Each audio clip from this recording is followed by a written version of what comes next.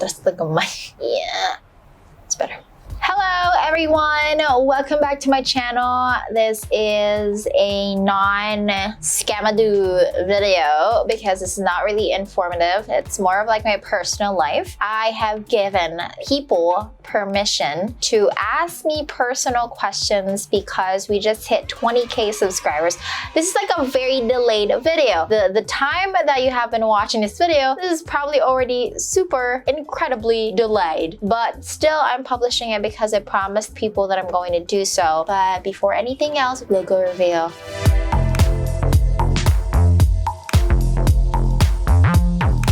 Alrighty, first question from soulfulblends.ph. How many hours of sleep do you get?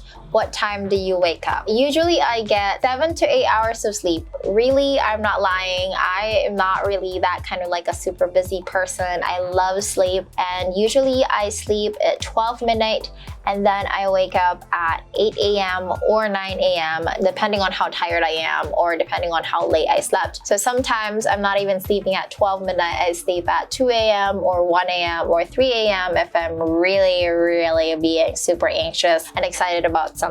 Next question. Kazea.j__ is asking, how do you keep your long distance relationship healthy? I keep my long distance relationship healthy by not being too clingy. I'm a super emotional person, not in a sense wherein I bother other people. It's more of like, I want to feel loved and I want to feel like I'm taken care of. I want to feel good. It's more of like internal. And I feel like I have to stop depending on other people to give me that kind of emotion that I want to feel, right? So for example, if I want to be happy, if I want to be excited about something, I don't need to call my boyfriend for me to get happy or excited. I don't need for my boyfriend to like tell me these things for me to get happy or excited. I can find that within myself, and that's what I realized over the past 2 years. And so I hope I'm not lying by saying this because I'm not really sure how to gauge it, but I feel like I've been less clingy in the past few years than I did. My fiance and I have been together for almost 5 years now. We're going stronger. We've been in the long distance relationship since November 2020, so it's going to be 6 to 7 months while I'm recording this video. It's almost going to be a year and we're fine. Like, there's no need for us to be like, oh, I'm so sad that I'm not with you right now. I mean, of course we do want to be with each other, but it's not like crazy. You know what I mean? Alexa Bermu, when are you going to the States? Hope to see you here. Aw, thank you. We do not really have some sort of like date yet as to when I'm going to the States because of a lot of delays, COVID, and then the new president in the United States just got elected. So all the government things was like having a backlog, and the visa is part of that. So either I will be flying November this year or January next year. James_is_vain. How's your mental health so far, Coach Demi? So James, thank you so much for asking. I am doing well. I actually have a lot of, I wouldn't say it's like an emotional or a mental breakdown because I didn't really like cry a lot. It was more like a struggle in a sense that I'm trying to find myself. This year, it was more of like a lot of failures, a lot of plans that didn't go through, a lot of projects that didn't go through. And so I really needed to like recalibrate myself because I'm not used to failing. I'm always winning. And so this year was all about failing and being okay with losing and like recalibrating my life in that sense. I'm absolutely fine. I would say that it's more physical that I'm having a lot of trouble with. I haven't really gotten through a really good diet. I'm lacking minerals and protein and carbohydrates. Like literally, I'm not even kidding you. That is the reason why I'm not really so excited about things anymore and all these things. So I'm trying to recover from that. Next question, Aliyah Abdon. Please share with us your money rules. My money rule number 1 is that if what I'm buying is not going to make me money, I'm not buying it. That's why I buy a lot of gadgets. It's like the video camera is expensive. It's like 200k, and then the laptop is also another 200k. Like all of my gear is actually probably like 1,000,000. And that's because I know that all of these things are going to make me money, right? So the videos are going to make me money. I'm working on my laptop all the time. It's making me money. So that's my money rule. If it's not going to come back, then I'm going to be like, why did I spend on that? Or why should I be spending on that? I don't see the use at all. So like, for example, I'm recording this video right now in a hotel. I paid for it. It's really not directly making me money, but because it's part of my career, it's part of the videos that I'm making, I'm still going to spend on it because it has something to do with the money that I make. When it comes to spending on things that doesn't directly make me money, like for example, clothes, it's an impulse buy. Usually, I love clothes and I love dressing up, and so I am more open to spending more than the usual things. Wait lang. Oh, where's my light? Next question. Hi, baby. What is your advice for young adults aged 20 to 25 years? I think that you should work hard, party later. So this one is something that I take really, really seriously, is that stop the short-term pleasure and really go hard on working, because right now you're still very young. You have a lot of energy, time, and resources to be working hard. So 20 to 25, you should really be working hard at this point in time. And I'm already 25 and I'm still working hard because I really want to retire when I'm 35 or 40, in a sense wherein I wouldn't stop working, but it's more of like money is not a problem anymore and I don't need to be creating things for money, right? So I want to reach that point wherein I would be creating things because of leisure. You know, I'd probably be keeping bees, you know, all these things, all the weird stuff that I have. Next question, this one is from Facebook Stories. What's the hardest part of your journey? It's a little of a vague question because I don't really know what journey you're talking about, if you're talking about the freelancing journey or my journey in general as a person who has already gotten her success, rather. It's the latter, if the journey of becoming successful and really getting the things that I want in life, one of the hardest things that I know very well that I have done thus far is knowing myself better, understanding how I operate, understanding my emotions, taking control of them, because it has really gotten to a point where I was so emotionally inclined that I got into fights with people, even my clients. I storm at them and it was all me. You know, sometimes it's not really your clients, it's usually you. Like that specific part of me or that specific aspect, the emotional aspect, is the most difficult part, I would say, in the journey. And no one ever talks about it, which is insane because I wanted to be successful and I put my heart, mind, and soul into it, but no one really told me that it would be this emotionally difficult. And so that's why I keep on talking about it in a lot of my videos, because I want you to be oriented that when you are striving, rather, to be successful, you are actually going to come across a lot of emotional mishaps and it's going to knock you off, literally. How did your parents react to your change of plan from a teacher to a successful freelancer? I actually sent this question to my mom and she was like, nothing. I didn't really react to anything to it. I can't really gauge what her reaction was because when the time I resigned, I left her home. So we were in a really good relationship for a lot of reasons, and career, I would say, wasn't really part of them. It was more of like a mother-daughter relationship that we don't really have at that time. So I wasn't really able to gauge what her reaction was. But then when we started becoming good again, or when we started having a good relationship again, shortly after I resigned, or shortly after our fight, which took place for like 6 to 7 months, I think that we didn't really communicate with each other, she was okay with it. She didn't really have like a bad reaction. From here and there, she would like knee-jerk tell me that I probably needed to like renew my teaching license and whatnot because I'm not renewing it. She would always say that maybe you should renew it because it's like your education and you have to be doing this and all that. I mean, personally, I would renew it if I don't need to go through seminars, but like it has been 5 to 6 years since the last time that I was listening to a theory on education, and I wouldn't want to like go on to seminars just to get CPD units just to renew my license. I just don't see the point. Yeah, she was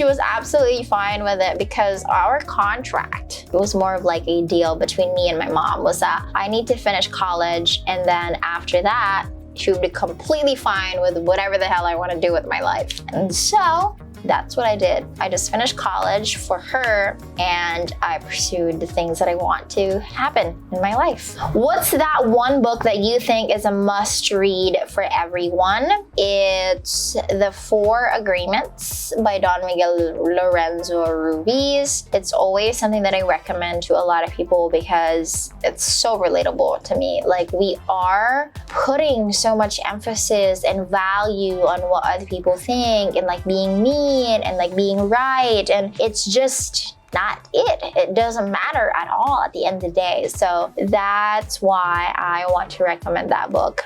It's something that everyone should read. How old were you when you tried your first luck to become financially stable and free? I was 21. Next question, your K1 visa updates. Jesus, how did everyone know that I'm like having a K1 visa? How? I have no idea. My fiance and I, we applied for a fiance visa. That means that we're going to get married in the US within 90 days after I arrive there. That's how the visa works. We are actually just waiting for the embassy to like call us or email us or notify us that we got approved. And then I have to go to Manila for a medical exam and all these things.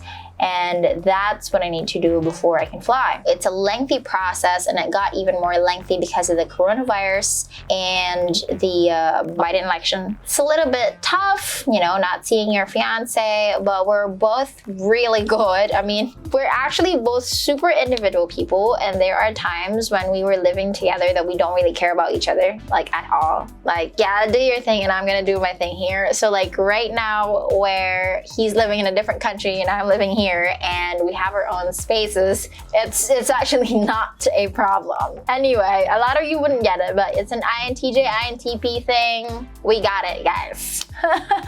Theme pegs for the wedding from my project manager, Rebecca. Theme pegs for the wedding, I'm looking forward to a very simple, intimate wedding. Bo really wants us to have an elopement instead of a wedding. Elopement meaning it's just gonna be the two of us. He wants it to happen like that, but I really feel like I want our family to be there. You know, Filipino thing, Filipino tradition thing. But it's more of like nothing really matters during that time when we're going to get married except the fact that we're going to be legally together. Like, that's really just the reason why we want to be in unison in the first place, because we want to be together, and I want to be his wife, he wants to be my husband. That's basically it. However we want the wedding to happen, whether it's simple, it's grand, it's an elopement, it's just the two of us, it doesn't really matter at this point. I'm not like actively planning the wedding because I just want it to be super simple. And so we don't have like a super large pegs or whatever. Like, it's not how Filipino weddings are. And I really like the idea of an elopement wherein it's just going to be the two of us, but at the same time, my mom is actually going to the US to witness the wedding. So we have to think about that still.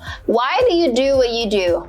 From Lopez Wayne. Actually, this is very unfair because I answered this question twice already. This is something that he also asked me during our one-on-one coaching session. Yes, I offer a one-on-one coaching session, ladies and gentlemen. If you want it, I'll link the booking calendar in the description if you want to have a business transaction with me, where I will be like teaching you how to do things and plan and strategize. Yeah. So, promo. Why do I do what I do? I just don't like things being unfair. And so when I see unfairness in systems. The government, I don't really care anymore. I'm tired of like thinking about the government. But like with other things that I can do something about, like for example, the freelancing industry or, you know, unfair pays with freelancers, I kind of really get triggered on that. And so I want to teach people ways on how they can control their lives, because those aspects, like how other clients are paying us or how other clients are treating us because we're in a third world country and all these things, those things are stuff we cannot control anymore. And so I want to be a teacher wherein I'll be teaching you how you can manage your own things so you wouldn't have to experience unfair pay or like being treated like a third world country or these things. And so that's kind of like why I do what I do, is I don't like unfairness. And I feel like digital marketing is the answer to all of that. I mean, just imagine the opportunities that there is in an internet marketing industry and how amazing of a power you have, the opportunities that you have, things you can create just because of the internet. Where did you find your psychotherapist and why do you have one? Psychotherapist, her name is Franziska. She is a German psychotherapist. She was actually recommended to me by a friend who's currently now in Thailand. She's a digital nomad. Her name's Trisha. So Trisha recommended the psychotherapist to me because I was paying for a coach and he was so expensive, like $50K, and I'm like, I'm not going to pay for one session for $50K, like 1 hour. This is not going to work. And so I just found a psychotherapist who can help me untangle some of my life stuff or the things that I want to talk about, or like emotional and mental and physical and all these things. And I have one because I really want to become a better person, period. My work in itself is already hard. I have gotten so many setbacks and failures, and I don't want to fail again. And I want to become this really good version of myself for my relationships, for my husband to be, for my family and all these things, and for the people that are watching my videos. And it's just a really good measure of becoming a better person. Favorite thing to do during your break or free time? I play video games. I play Fortnite. That's what it is. I love playing Fortnite. Sometimes I read, sometimes I don't, but most of the time I really play Fortnite with my brother. So what is your morning routine? So my morning routine looks like I wake up in the morning and I prepare going to the gym, and then I go to the gym, and then after going to the gym, I would go to my office, work, and then come home playing video games. That's my usual whole day activity. She only asked for a morning routine and I didn't bother. I just like translated everything. Next, what did you prioritize next after earning a decent amount of income in freelancing? The next thing that I prioritized is ding, ding, ding, ding. I can't remember. Oh, I remember. I prioritized my video equipment. I knew very well that I was going to be recording videos for the next 4 or 5 years, and so I really wanted for my video equipment to be legit. And so I prioritized having all that rather than, you know, my health or like whatever. I really wanted this because I thrive with my career and I really love my career. And so I wanted to make sure that I have the best equipment possible for my career so that I don't need to buy ever again. And I don't need to lose things in the middle of like recording videos. That's basically it, you guys. So that was quite a lot of questions. I hope that I answered it as brief as possible. This is already a 25-minute video. Again, thank you so much for 20,000 subscribers on YouTube. On Facebook, I can't remember anymore what the number is, but it's just like something 100,000. This is for the 20K subscribers on YouTube. And if you haven't subscribed on the YouTube channel yet, please do like and subscribe. Share this to your friend if this is valuable. I don't know. This is a Q&A thing. It's not really helpful of an information. But anyway, thank you so much for watching and I'll see you in the next one. Bye.